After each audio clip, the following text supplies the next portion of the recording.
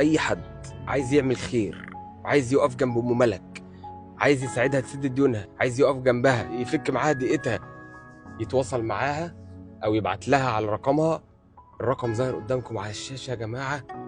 انا مجرد وصلت الرساله، وصلت الست دي بيكم، وانا مجرد سبب، والخير يعني لله، الفضل كله ثم ليكم. وربنا يجعلكم اصحاب خير واصحاب فضل، وربنا ان شاء الله يفك كربك يا ام ملك، يا رب يا رب وربنا يخلي لك ولادك يا رب. ويفرح قلبك ويقر عينك بيهم يا يا رب. رب عايزه اروح بيتي واقعد بيهم زي الاول. انا دلوقتي هوديكي تركبي دلوقتي تروحي، لان الوقت متاخر. والله يا جماعه جالي هي وعيالها، عيالها قاعدين جنبها اهو، بس هي طلبت مني ان انا ما اصورهمش. هي طلبت مني ان انا ما اصورهمش، عيالها اقسم بالله قاعدين جنبها هم، طفلتين صغيرين. بس ان شاء الله، الله المستعان، ان شاء الله يا ربنا رب هيفك يا الضيقه رب يا رب وهيكشف الكربه وهيزيح يا رب الغمه ان شاء يا الله. رب يا رب. بالله عليكم يا جماعه، بالله عليكم، اللي قادر يساعدها يساعدها، واللي مش قادر بالله عليكم شيروا الفيديو ده. انت طبعا حابه ان انت تبقي معانا في الفيديو ده يا ام ملك.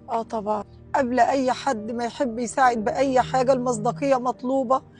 معايا اللي يثبت ان هو محبوس، ومعايا ورق القرض، ومعايا الناس اللي هم ليهم الدين معايا موجودين ومكتبين وصولات ومهددين اخش بيتي. والتليفون كان قدام الاستاذ علي، انا قفلت التليفون عشان خاطر